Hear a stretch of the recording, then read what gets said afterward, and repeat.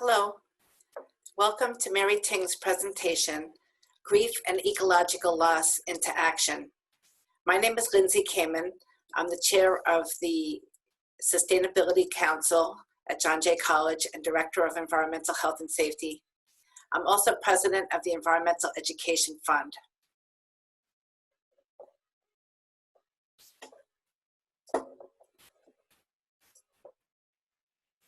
This presentation is being made available through the Sustainability Council and the Sustainability and Environmental Justice Program. And I'd like to just let you know that a recording of this program will be available at sustainabilityjay.org. This program is also being hosted by the Environmental Education Fund, and Nana Chikladze, the program manager, will be co-moderating with me today. Mary Ting uses visual art, community projects, writing, research, and lectures as a means to reflect and comment on cultural history, trauma, and the loss of nature. She has a 30-year international exhibition record. Mary has received grants and residencies from the New York Foundation for the Arts, the Gottlieb Foundation, the Joan Mitchell Center NOLA, and the MacDowell Colony, among others. Her research focus on wildlife products and Chinese modern history has been presented at Asia for Animals 2017, Jane Goodall Institute, Nepal, the Explorers Club in New York City, and on a 2019 South African lecture tour, speaking to conservationists and rangers. Mary teaches in both the art department and the environmental justice program at John Jay College. And now we will go directly into Mary's presentation, which will be followed by the Q&A. Thank you for attending. Many thanks to Lindsay Kamen, Nana Chikladze of EEF, and John Jay College's Sustainability Council and the Environmental Justice Program for initiating this presentation and your kind support of my work. And thank you for attending this presentation. Well, I'm honored to be asked to talk about my art, grief, and the road to action amid this global pandemic. I want to first acknowledge the grave reality on hand, the news, the number, the deeds of so many, the fear, the urgent need for science, the waiting, our inability to say goodbye, and the numbers that turn into names and still more to come. And it is out of this respect and honoring of lives that this talk has come to be. So now I will begin. I was born in a house that was located at once in the suburbs of Long Island, 1961, with Lost in Space on the TV downstairs, and in the bedrooms, the ghosts of 1937, the running, fleeing, the bodies, the Nanjing Massacre, my mom, a child of 10. People ask me, what language is spoken in the house? Shanghainese, English? Well, some of both, I answer. But really, it was the language of silence, the love of nature, and the violence of humans. As a child, these stories were my bedtime tales, and the raped women, the birds and their hanging bodies, dangling legs, with their long beaks, were one and the same. It has always been that way, their bodies side by side. History, government policy had shaped our family, my art, and our lives. The Great Chinese Cultural Revolution, my scientist relatives, the suicides, public beatings of my aunts, the degradation of the land, and yet there was the constant of the handicrafts, folk art, the love for home. My siren call for nature began in the 80s as an emergency vehicle wail through the night, amid the oil spills, fires, scars, the wounded. And by 2010, the trafficking of wildlife are at record highs. Numbers beyond comprehension. We call it confiscation porn. We no longer have words to describe, no adjectives ugly enough. Locals pay with their lives, the protector, the poacher, the drugs, the money, the violence. A village changed forever. A rare product on the market, conspicuous consumption, a species is exterminated, another product appears, the cycle repeats. New modes of colonialism, genocide, ecocide. This is the loss of cultural biodiversity. Indigenous peoples, our forest protectors, the keepers of knowledge, languages are being murdered every week. All living beings are now nothing more than resources, markets, harvests. Lost lives are externalities. The ground never froze in my garden. 2019 ends with a continent on fire. 1 billion animals incinerated alive. The year 2020 begins with a new deadly virus leaping across species. Crematoriums run 24/7 and cannot keep up. Locust clouds darken the skies. Our hive is sick. So now I'm going to switch over and look at some projects, because now, if ever, is the time to cherish and protect what we have, do what we need to do. We are in the time of immense loss. We're in the time of urgent being and doing. 2020 must be a year of united, continued large-scale habitat restoration, renewal, and redo of systems that destroy communities. This pandemic shows it. It must be Earth Day every day. We have so much to do. So, just a moment to digest my call to action. Before we take questions, I want to step back and give you some insight to what I've learned and some community projects.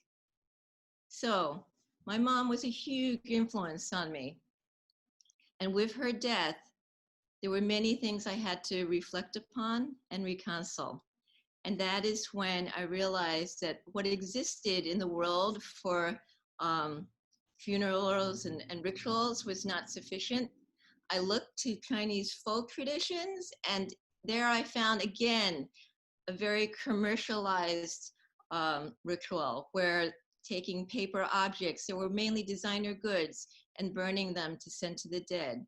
So instead, I decided to make my own. And as an artist, that was the likely thing to do, was to make your own. So I started with the daffodils in her garden that she did not get to see. And then I made the brushes and the inks, because my mom, though a scientist, also painted.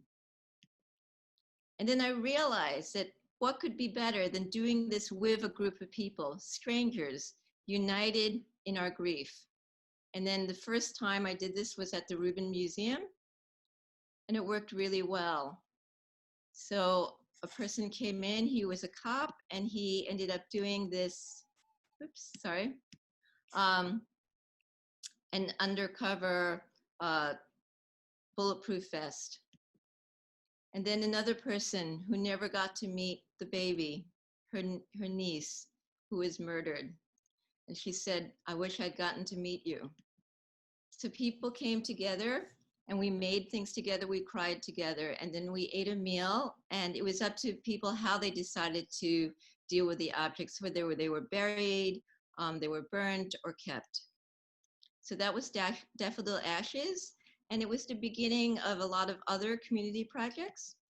At this time, I also had to deal with my mom's ivory objects. I had actually grown up in a house of ivory, and so much contradiction. My mom was a biology major who loved animals. At the same time, there was this ivory and a lot of misinformation. So I had to turn that reflection into some kind of work. And you can see on the side, there's a Chinese saying which talks about, within your hearts, there's compassion, and with that, a fuller life. So the immense contradiction, and another layer of mourning, the mourning of what has happened to culture. And then with that came more research and discoveries, and I realized that my relatives, that you couldn't talk about their deaths, that there was a place for it, And it was on the internet where they have these anonymous memorial sites where you can say the truth, the reality of what really happened. And I discovered that here it is, my grand uncle's memorial site. I also realized the power of a group. When you come together and you do something together, the actual physical making of things unifies people. And you have conversations you wouldn't have otherwise. And actually, the conversations turn into actions not otherwise possible. And then was the birth of a show that was at the Chinese American Cultural Center to actually talk more about the wildlife trafficking in the Chinese communities. So I did all different things. I had a traditional medicine discussion. I had a community action day. I had a Buddhist Lama talk. I had children's days. I also did research and was part of this publication on looking into exotic pet trade in the US. And actually my students also did it together. We did it together doing the data. And then we also attended the Ivory Crush.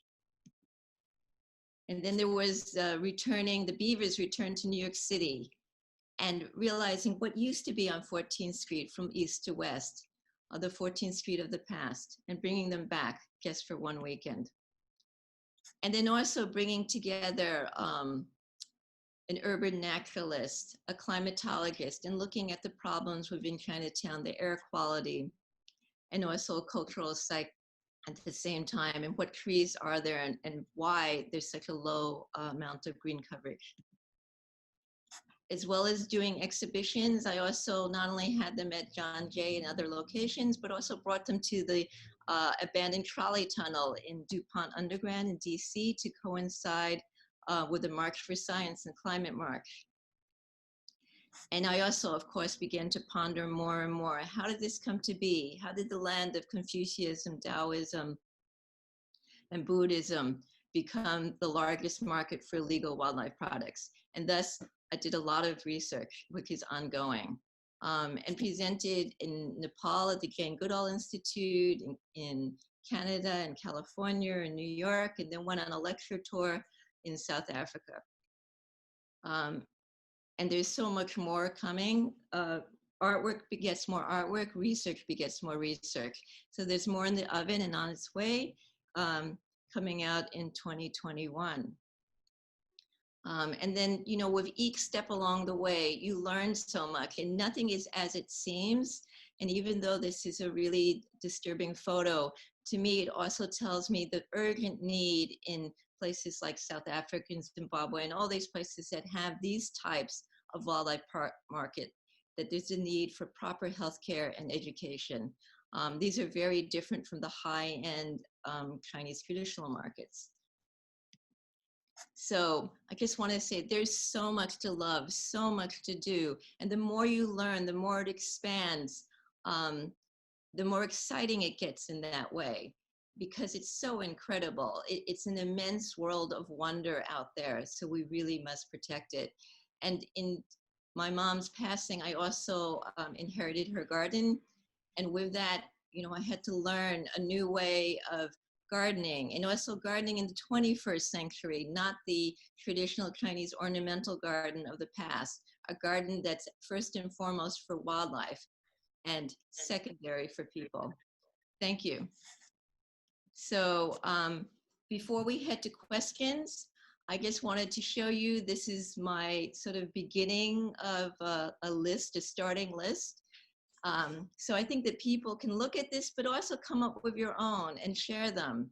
So one thing for sure is to get informed. And that's a webinar that I highly, highly recommend. I've listened to so many about the pandemics and the link to wet markets and wildlife trade and deforestation. And I think this one is one of the best, the one by ALDF. And of course, join up with organizations doing really important work. There are so many, you're not starting from scratch.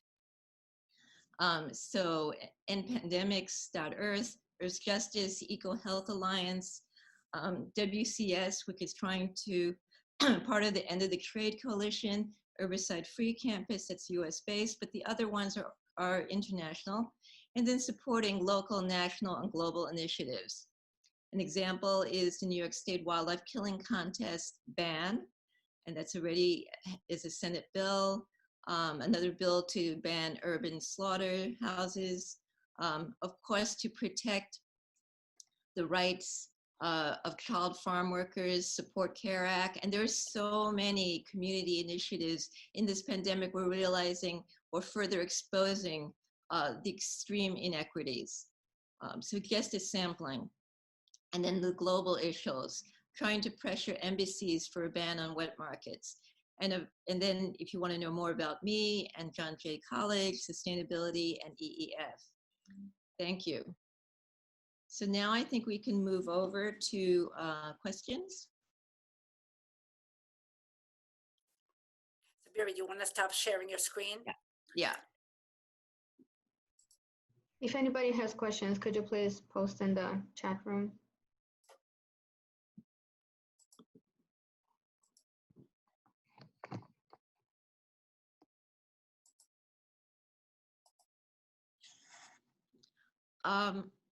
I could answer the question from Kiona.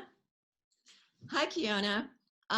So the grief session, I actually did them in John Jay, and I would offer them at extra credit, and we would do them at community hour. So I did them a number of years, and actually some of the students, after a while, they knew about it, and they would come over to me and they're like, are you going to do it this semester? I could really use it. So yes, we will do them. And, I'll find a way. If we don't get to meet in person in the fall, we can do them online. So absolutely.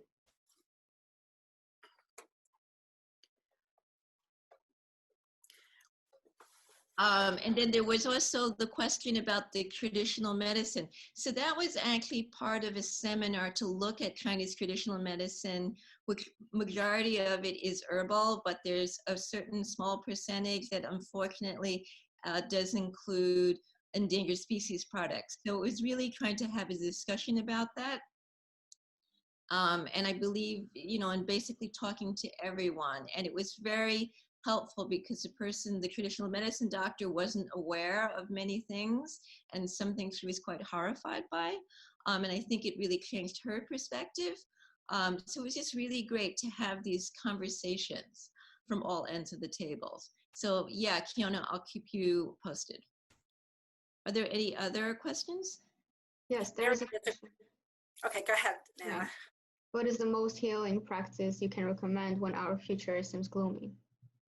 Well, honestly, I think that the first thing is that you have to look and reflect for yourself. In my case, part of the working out really came from making artwork, because it was a way that it's so much stuff is inside of you, and the artwork was a way to transform it. There's anger, there's anguish, there's so much confusion. There's all the stuff you did do, you didn't do, the right, the wrong, what I should have done, how I was late, how I was this, how I was that. And you can't redo anything. So it's such a compilation, and it's so confusing, and I think that takes time. But I really feel like spontaneous writing, drawing, doodling, whatever really works for you as a person is the first layer. And then the other layer, I really feel like activity, planting, gardening, the act of things that are living is total revival. So when you see something as positive as your tomatoes growing or plants doing well, it shifts what's going on inside of you. And that's the other thing, is there's so much grief out there, but the reality is we feel better when we do. And the best thing is to do as a group, because then you feel like you have company, you have community. And even though our grief is all slightly different, we're unified by that.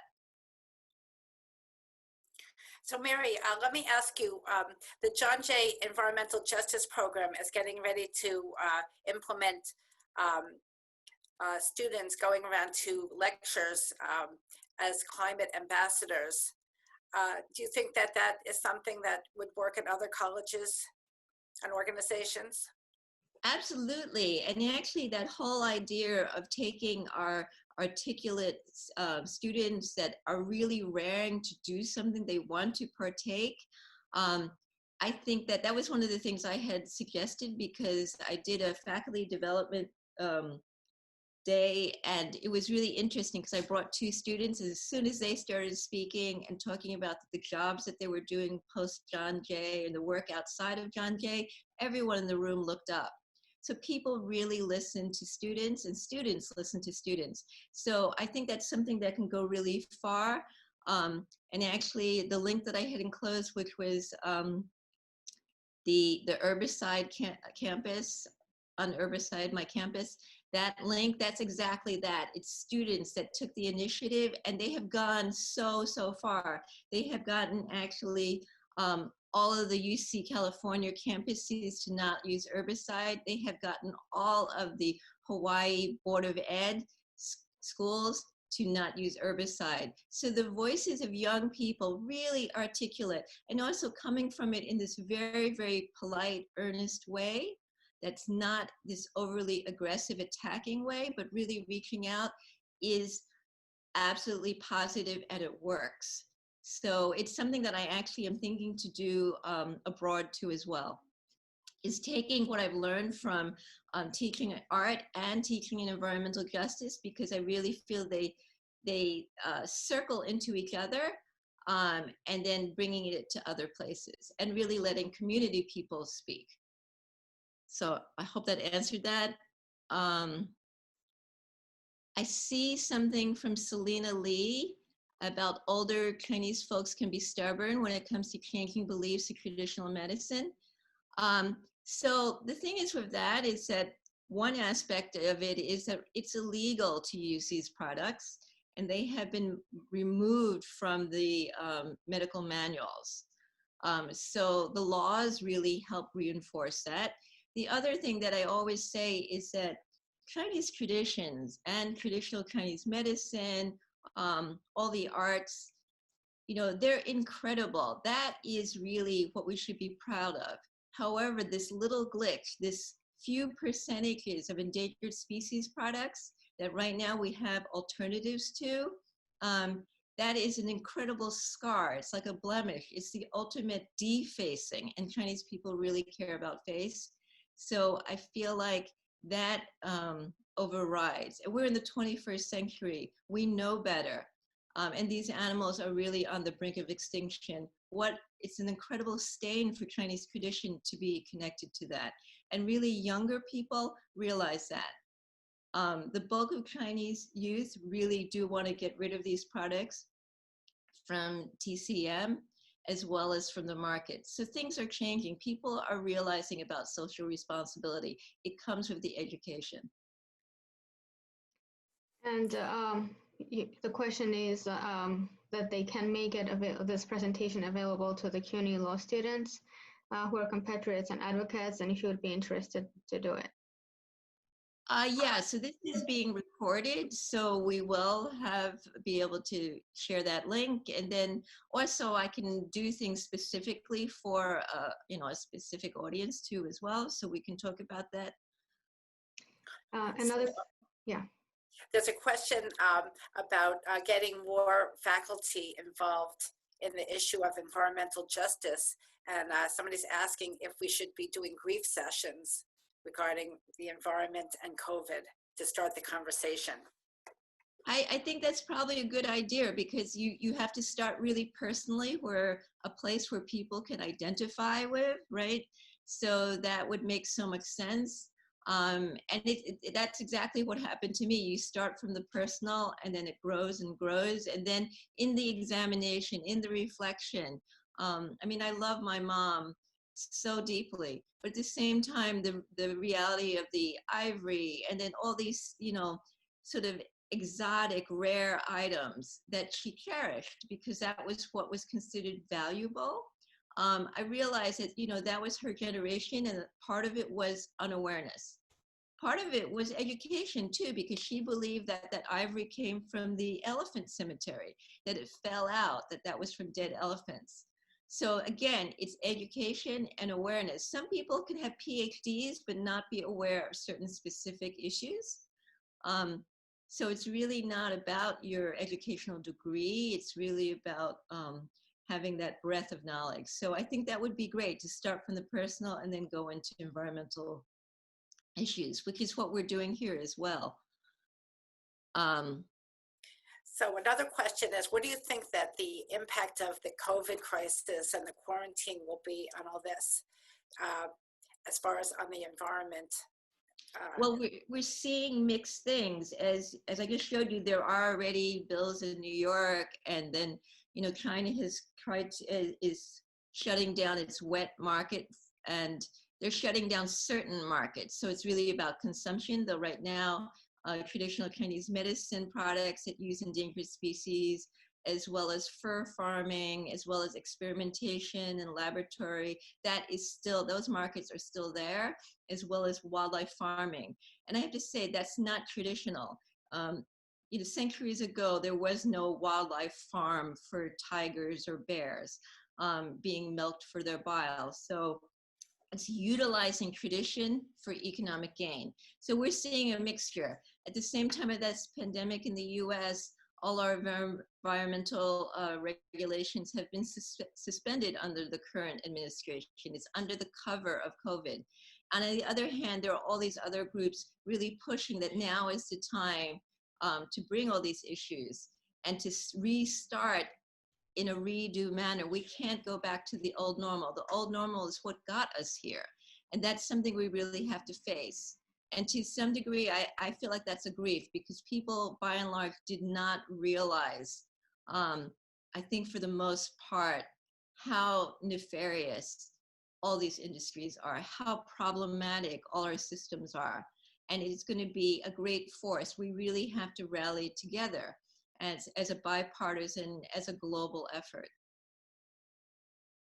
So Mary, one person is asking, what is it about these wildlife products? Why are they used in Chinese traditional medicine? Okay, so this, you know, it goes back thousands of years. And so before we had Western medicine, people, and this is in all ancient cultures, they used what was out there in nature. And so it's majority, vast majority is all herbal products. And really our herbal, you know, medicine comes from plants as well as animals. That's really the ancient tradition of it. And, you know, think about your peppermint tea, your garlic, your chicken soup, all these things. Where is it coming from but traditional knowledge? So traditional knowledge is a great resource. It's the problem is that it has to come into a 21st century. And in the case of China, what happened, it turned into a market.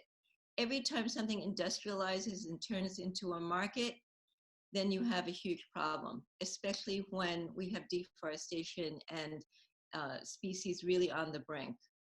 So this same thing is happening worldwide with agriculture, with horticulture. When you industrialize to that scale, there's no more welfare for people or for the workers. So it's a huge problem. And I really, really feel that you need to join forces. So it's a number of things. It's the workers, it's the immigrant rights, it is environmental justice issues for communities and the wildlife conservation groups. It's really, it's all one issue. It's one health, one earth.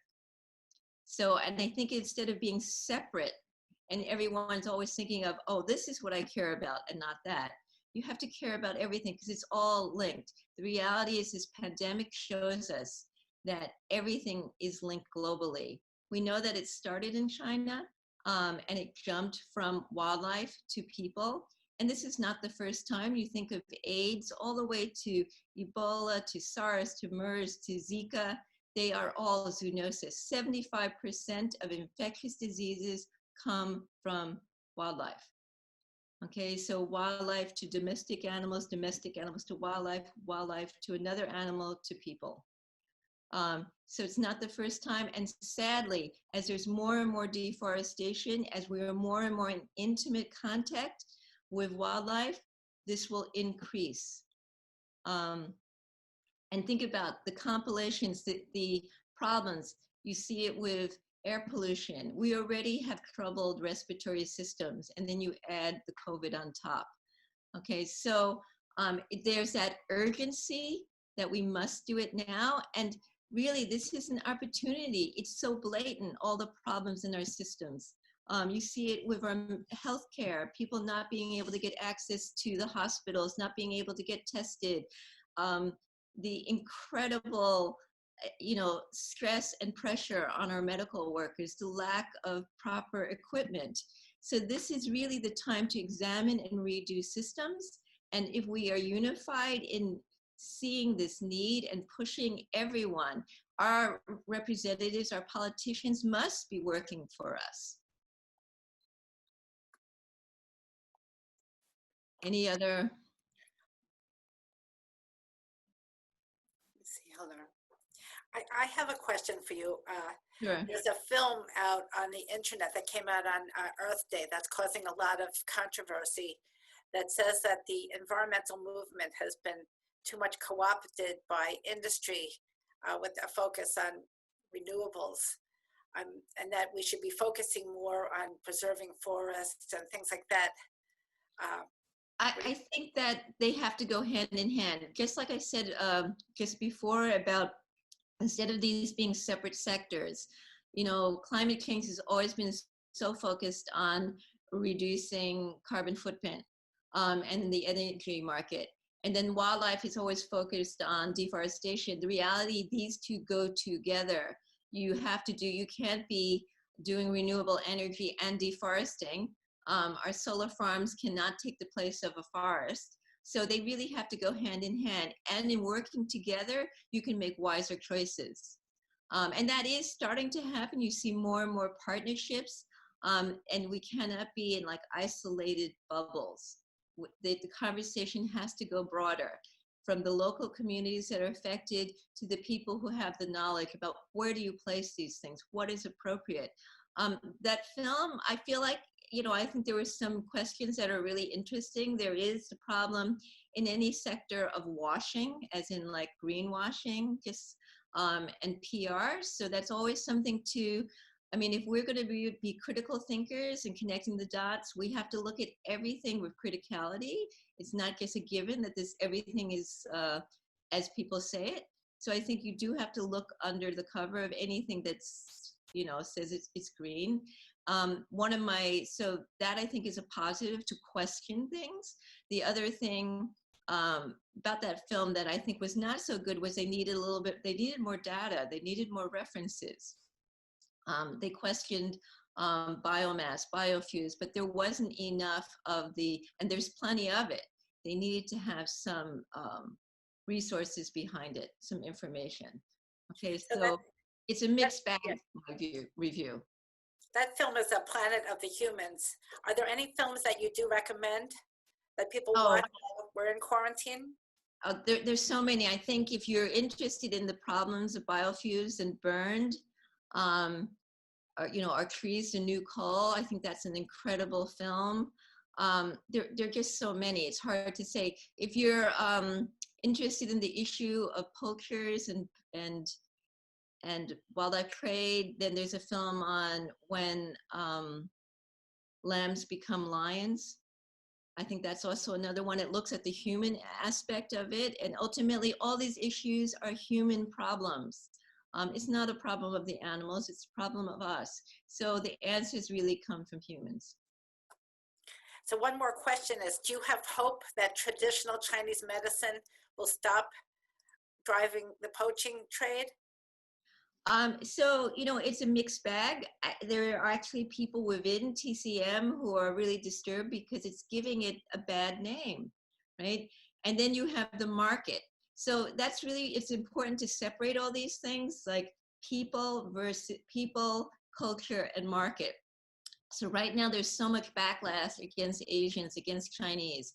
And I think it's really, really important. I try to do this in my talks that are specifically, I have a whole separate talk that talks about Chinese modern history and how did we get here.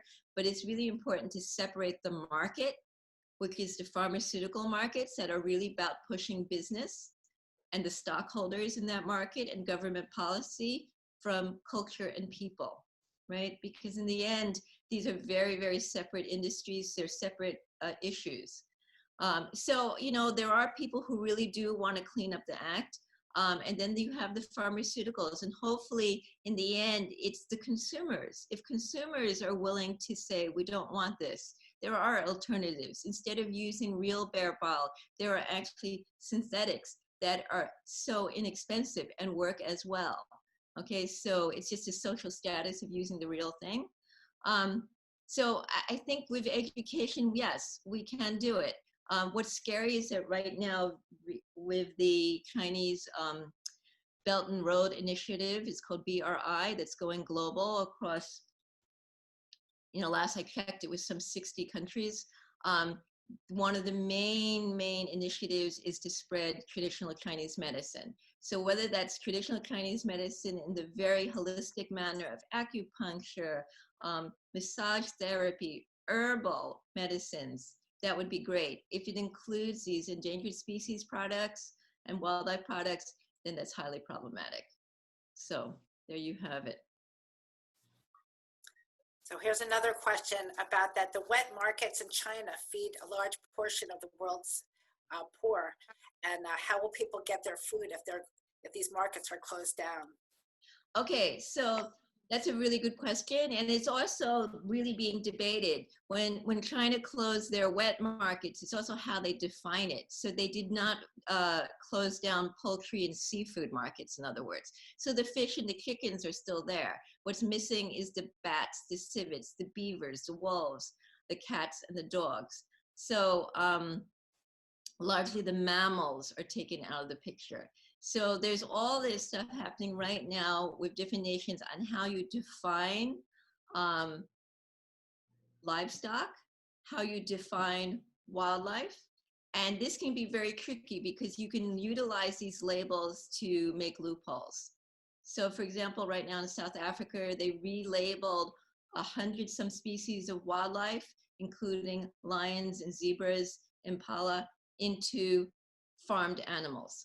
So that's just a way to get around CITES and all the treaties of endangered species products. So again, there's all these complications, but I agree, yes, we still need to be feeding, especially think about all the communities that depend on fish. That is what is their local source of protein. So it's not about closing down that market, your local fisherman's market.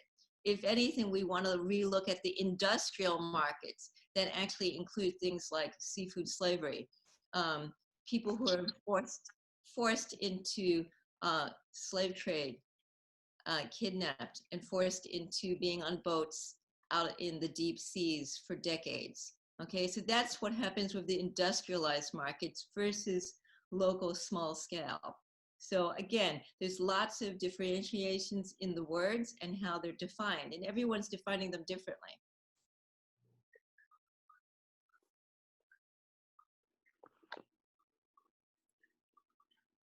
Okay, so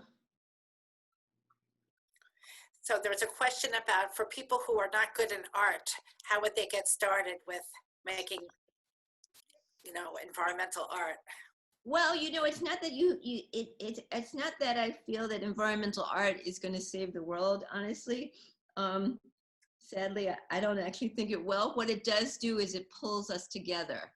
And it's a place for conversation. So, and actually a lot of the artwork that you saw that was made by my students, they're not art makers, and we just work together and help each other, and we make really, I think, wonderful things. But it's not to say that art is going to save the world. It's really about whatever it is that helps you to transform things. And ultimately, I'm really about action. And that action really is about changing policy. It's about changing laws. It's about changing behaviors.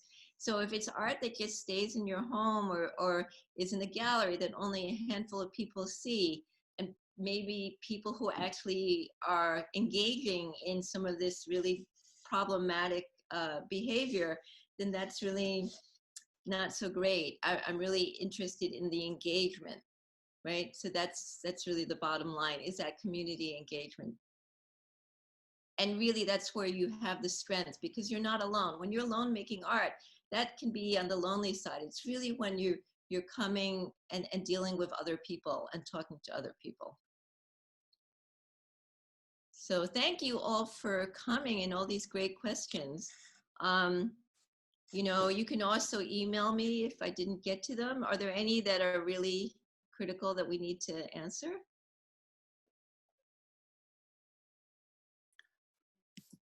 I think most of the questions were covered. Okay, great. Well, thank you so much. I'm so excited at the amount of people that attended. And I just really feel that we have to move on this, and we have to, I think, you know, people are understanding the relationship of things, how connected the global world is at this point. And it's not just about caring about animals or caring about people. It's not one or the other, it's both together. So everyone, stay safe, be healthy, eat well. You know, we're lucky at this point that we can be attending webinars and talking together, and there is so much we can do within this format too as well. So stay in contact and feel free to email me. I'd love to hear from you. Thank you. And Thanks, everyone. Thanks, Mary. Thank you, EEF and John Jay and Sustainability and Environmental Justice Program. Okay, take care.